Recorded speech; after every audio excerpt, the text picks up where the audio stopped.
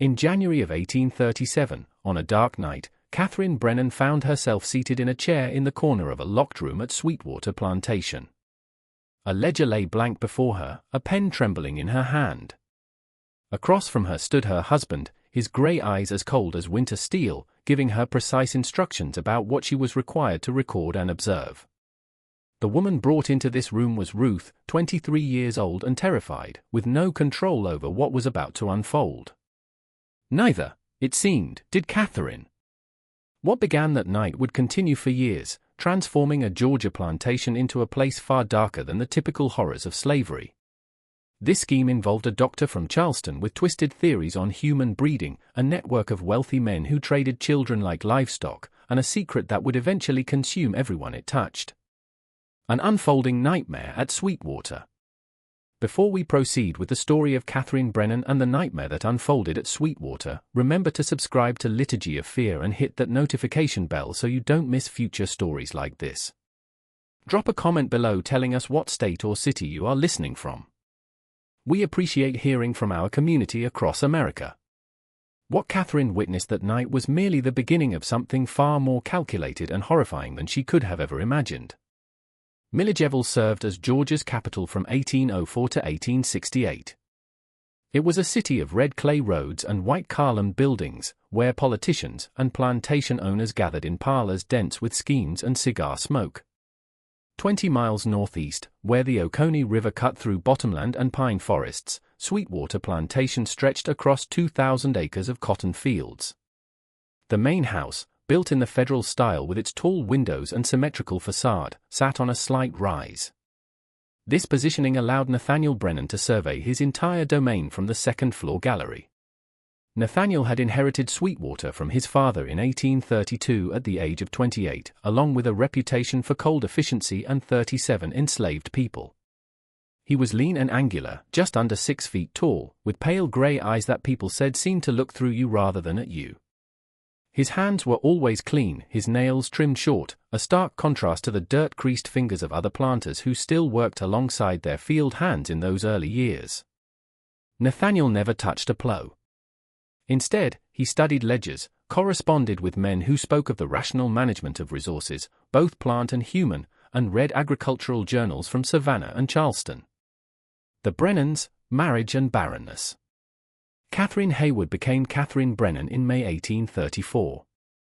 The marriage, uniting two prominent Middle Georgia families, joined a 19-year-old woman with a 30-year-old man.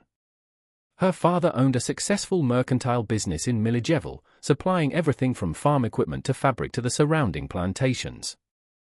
Catherine, unusually for the time, had been educated at an Augusta finishing school and could manage household accounts with precision, read Latin, and play the pianoforte. She had auburn hair, worn in the fashionable, severely pulled-back style of the era, framing a face that portraits depicted as handsome rather than beautiful, featuring intelligent dark eyes and a strong jaw. Their first year, by the standards of planter society, passed pleasantly enough. Catherine organized dinners for Nathaniel's political connections, managed the household servants, and grew accustomed to the rhythms of plantation life. The house smelled of lavender and beeswax in summer, cinnamon and woods in winter. Like most plantation mistresses, she kept a garden of medicinal herbs, learning which plants eased the pains of childbirth for the enslaved women who lacked access to proper doctors, and which ones soothed fever. However, by their second anniversary, the absence of children had created tension. In a society where a woman's worth was measured by her ability to produce heirs, Catherine's failure to conceive was whispered about at ladies' teas and church socials. Nathaniel said nothing directly, but Catherine noticed how his jaw tightened when friends mentioned their growing families and the way he would leave the room when someone asked when they might hear the patter of little feet at Sweetwater. Alternative methods. In September 1836, Nathaniel brought a doctor from Augusta to examine Catherine. The man spent 3 days at the plantation, conducting examinations Catherine later described in her diary as humiliating beyond measure. His conclusion, delivered to Nathaniel in the study while Catherine waited in the parlor, was definitive: some defect in her womb made conception impossible. Though the doctor used technical terms Catherine didn't understand, the message was clear: she would never bear children. Nathaniel's reaction was not the anger Catherine might have expected. Instead, he became eerily calm. He thanked the doctor, paid him generously, and sent him back to Augusta. That evening at dinner, he informed Catherine that he had been reading a great deal. He had been corresponding with men in Charleston who were studying natural philosophy, the science of breeding and heredity. If Catherine could not provide him with an heir through natural means, he would pursue alternative methods. He assured her these methods were perfectly legal under Georgia law, and widely practiced, though not widely discussed, throughout the South. Catherine immediately understood his meaning. Planters would father children through enslaved women to increase their labor force without the cost of buying more slaves, with these children inheriting their mother's status, regardless of their father's race, and becoming property themselves. The practice was indeed common, though seldom acknowledged openly. Some planters were blatant about these arrangements, others kept them discreet. But what Nathaniel proposed went far beyond the usual exploitation. He wanted her involved. He wanted her to document everything. He wanted her present. The beginning of documentation. The first woman Nathaniel chose was Ruth, 23 years old, strong and tall from years of fieldwork. On a cold January night in 1837, Nathaniel had Ruth brought to a room on the main house's east side, which he had converted for this purpose from its former use as linen storage. He ordered Catherine to be present, to take notes on Ruth's health, physical characteristics, and demeanor, and to observe. Catherine's diary entry from that night was brief, her handwriting shaky. "God forgive me, I did as he commanded. I sat in the corner with pen and paper while my husband destroyed what remained of my dignity and Ruth's humanity."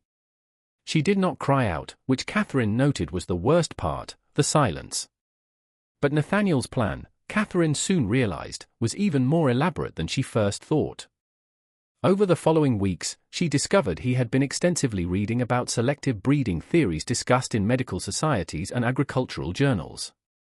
These theories, the pseudoscientific racism that would later underpin the most horrific aspects of slavery, suggested that human beings could be improved by the careful selection of breeding pairs, much like one might breed cattle or horses for desirable traits. Nathaniel had decided to conduct an experiment. Expanding the experiment. Unseasonable warmth came to Baldwin County in the spring of 1837. The dogwoods bloomed early, their white blossoms falling like snow around Sweetwater in the slightest breeze. Catherine walked among them one morning in late March, trying to find some fragment of peace in the natural world, as there was none to be found within her home's walls. Ruth was pregnant. Catherine confirmed it herself, recognizing the signs she had once hoped to see in her own body. Nathaniel received the news with satisfaction, making a notation in the leather-bound book he had begun keeping, a ledger separate from the normal plantation records. Catherine glimpsed it once on his desk. Its pages were ruled into columns with headings that made her stomach turn: breeding potential, disposition, projected value, estimated intelligence, physical characteristics. Ruth was only the first, however. In April, Nathaniel selected Grace, who was only 19. Then, in May, a woman named Dinah, who worked in the kitchen. Catherine was required to be present each time, to record and observe. She developed a system of dissociation, separating her mind from what her eyes witnessed. She would focus on irrelevant details: the smell of lamp oil burning low, the sound of night insects outside the window, a crack in the plaster wall, anything but the horror unfolding before her. Of course, the other enslaved people at Sweetwater knew what was happening. How could they not? The selected women moved through their daily work with hollowed eyes. The men, husbands, brothers, or friends, could do nothing, their rage silenced by the ever-present threat of sale or violence. The plantation's atmosphere shifted.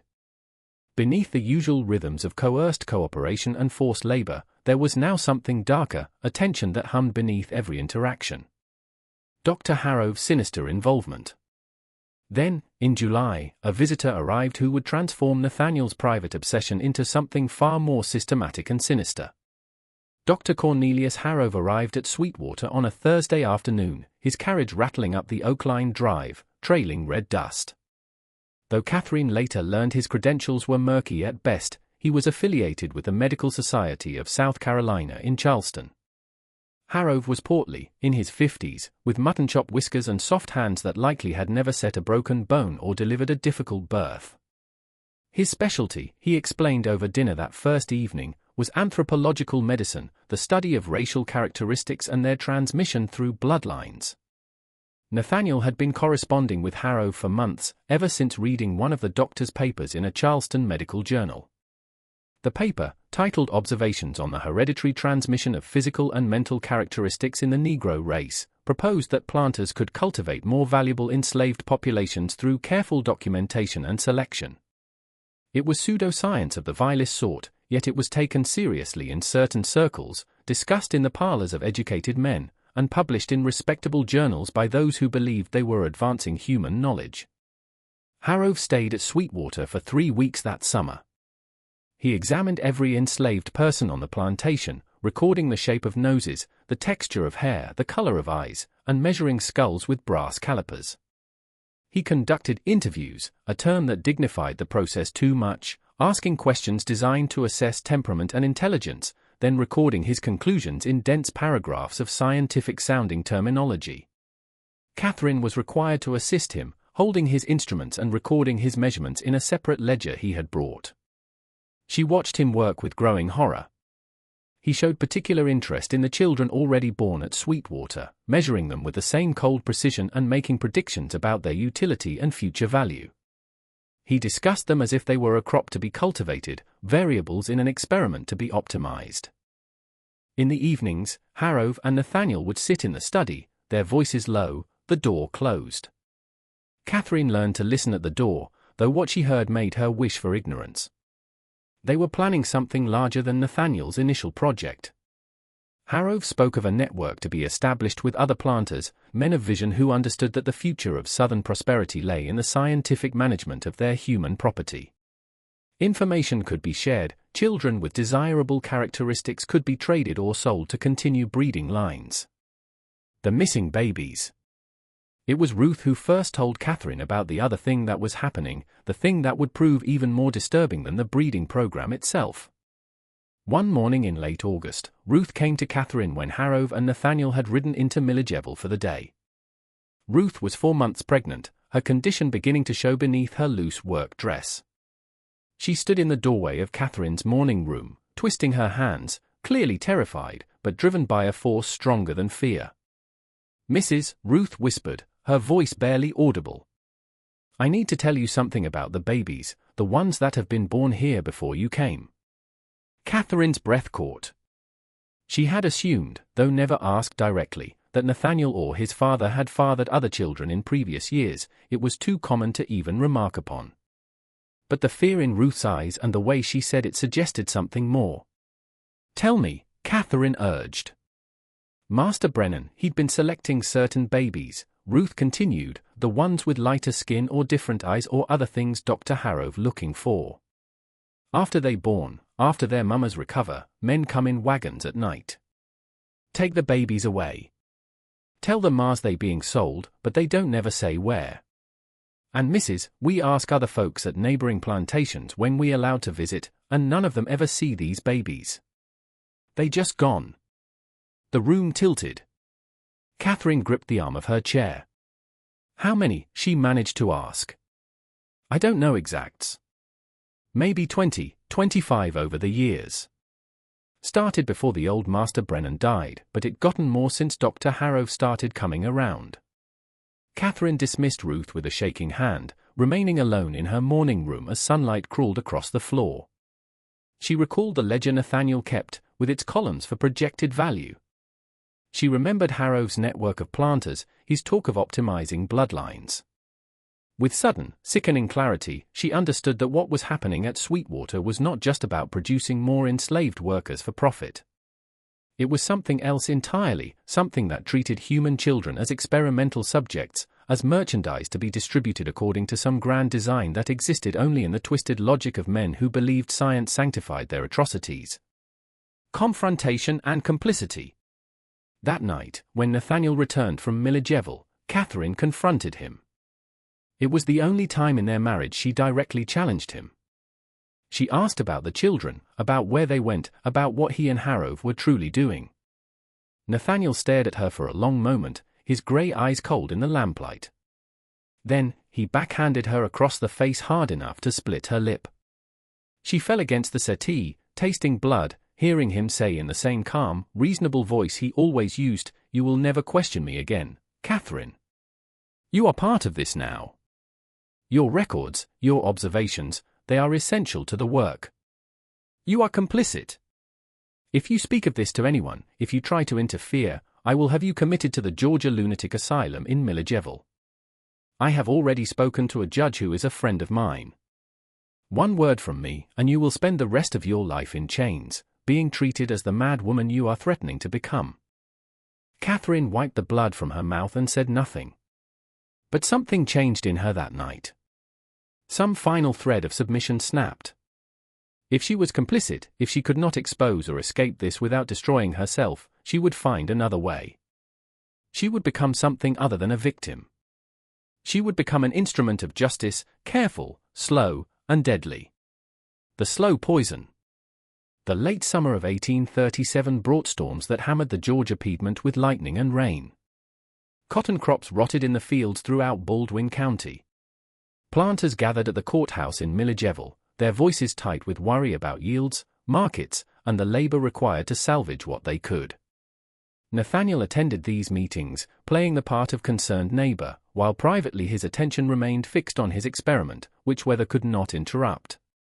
In September, Grace gave birth to a boy with unusually light skin and eyes that would eventually settle into a gray-green shade. Harrove was present for the delivery, examining the infant with the same cold precision he applied to everything, making notations in his journal.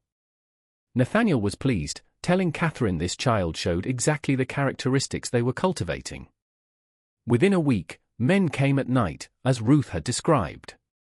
Catherine watched from an upstairs window as they loaded a bundle into a covered wagon and drove away toward the South Road. Grace was given 2 days to recover, then sent back to the fields. She moved like something broken, her milk-swollen breasts bound tight beneath her dress, her eyes focused on nothing. By then, Catherine had begun her own documentation. While Harrove and Nathaniel kept their official records, Catherine started a secret diary that went beyond simple observation. She recorded the women's and children's names, approximate dates of birth, and noted which children disappeared, trying to piece together patterns. She also began studying the medicinal herbs in her garden with a new purpose, reading through the books her mother had given her about their properties and natural remedies. She paid particular attention to plants with cumulative effects, substances that might cause illness gradually over time, impossible to distinguish from natural ailments. Foxglove, which grew wild around Sweetwater, was one such plant. In small doses, it could strengthen a failing heart. Administered regularly in slightly larger doses, it could cause confusion, weakness, and nausea, slowly poisoning someone without detection. Precision and patience were required. Catherine had both. In October, Ruth gave birth to a girl. This child had more typical features and darker skin. Nathaniel seemed disappointed. Harrove examined the baby and made his notations, his tone suggesting this one was less valuable to their purposes. No men came for this child. She stayed with Ruth, given the name Martha. Catherine felt obscene relief that this baby would at least remain with her mother, even though remaining meant a life of enslavement at Sweetwater. Dinah's death and growing guilt. Dinah's labor came in November and went badly. The baby, a boy, was born dead. Dinah hemorrhaged and, despite Catherine's attempts to help, died 3 days later. Catherine cleaned the blood from Dinah's quarters herself, her hands shaking as she scrubbed. She had genuinely tried to save Dinah, using every skill she possessed, but it was not enough. The guilt was crushing. She had stood by and watched Dinah be violated, recorded it in Nathaniel's ledger, and now the woman was dead. Catherine vomited into a bucket in the laundry room, emerging with her face carefully composed, because showing weakness was not permitted at Sweetwater.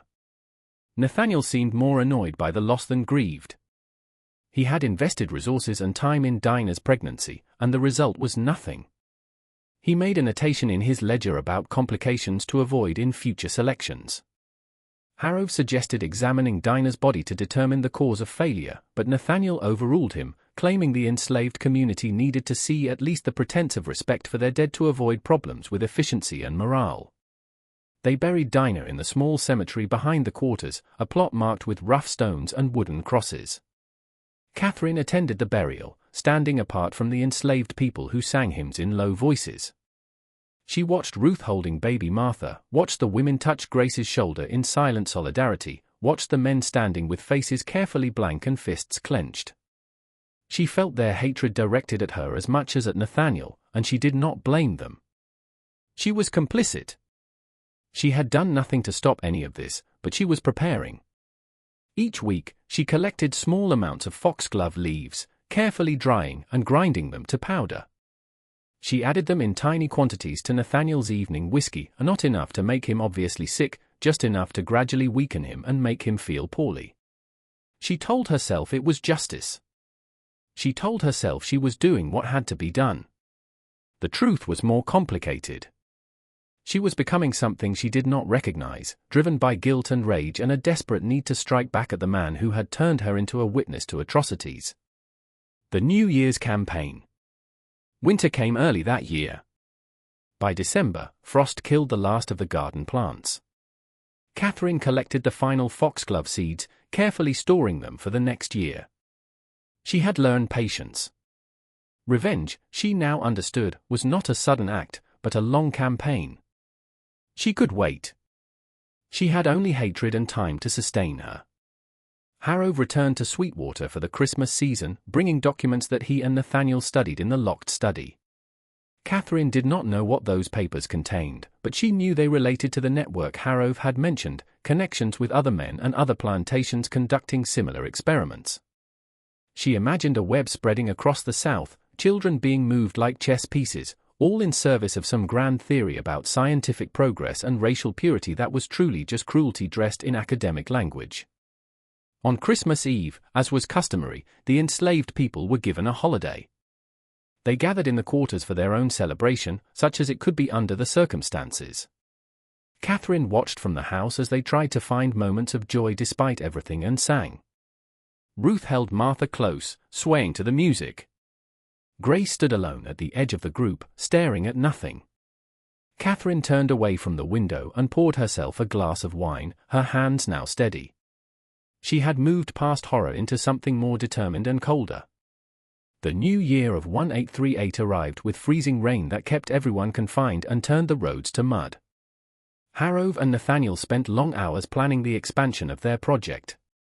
Catherine spent her time documenting everything, building her secret record, and adding tiny amounts of poison to her husband's drinks.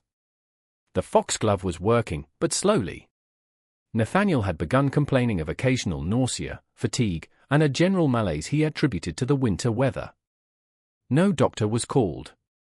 Why would he call a doctor for something so minor?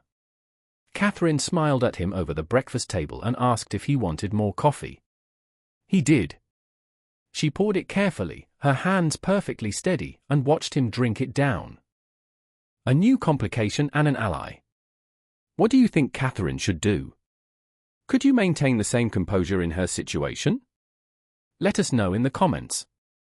And if this story is pulling you in, hit that like button and share this with someone who appreciates dark historical tales. Let's continue discovering what happened at Sweetwater Plantation. False spring came to Middle Georgia in March of 1838, warm days that coaxed early buds from the fruit trees before late frosts killed them. Nathaniel's health continued its gradual decline. He moved more slowly now, complaining of difficulty concentrating and weakness in his limbs. Catherine suggested he see a doctor in Milledgeville, but he refused, insisting it was only the lingering effects of winter. His pride would not allow him to admit vulnerability. Harrove noticed during his April visit. The doctor examined Nathaniel in the study, this time without Catherine present, and emerged looking concerned. He recommended reduced physical activity, perhaps a tonic, and better nutrition. He wrote out a prescription for a compound that could be obtained from an apothecary in town. Catherine filled the prescription and collected it, but she also began reducing the foxglove doses. She didn't want Nathaniel dead yet. She wanted him weak, dependent, unable to continue his breeding program with the same vigor. She wanted him to lose control of his body as he had taken control of others' bodies, to suffer as she had suffered. However, her plans were complicated by a new development. 2 women were pregnant again, Ruth for a second time, and a woman named Pearl, who worked as a chambermaid in the main house. Pearl was 26, educated by previous owners who had taught her to read before economic troubles forced them to sell her south. She was observant and intelligent, and Catherine had noticed the way Pearl watched everything, filing away information as if she, too, were keeping records. Catherine began to feel a strange kinship with Pearl, though they could never openly acknowledge it. Both were documenting Sweetwater's nightmare in their own ways. Both were trapped. Both were waiting for something to change. When they passed in hallways, Pearl's eyes would meet Catherine's for just a moment, a communication without words. They understood each other. It was Pearl who finally told Catherine about Samuel. Samuel, the groomed son. One morning in late April, when Harrove and Nathaniel had ridden into Milledgeville for a meeting with other planters, Catherine found Pearl alone in the laundry room, washing linens in water gone grey with soap. Catherine sent the other workers away on pretended errands, waiting until only she and Pearl were alone before speaking. "I know you see everything that happens here just as I do," Catherine said quietly. "I know you have been watching, and I know you understand what my husband is doing." Pearl's hand stilled in the wash water.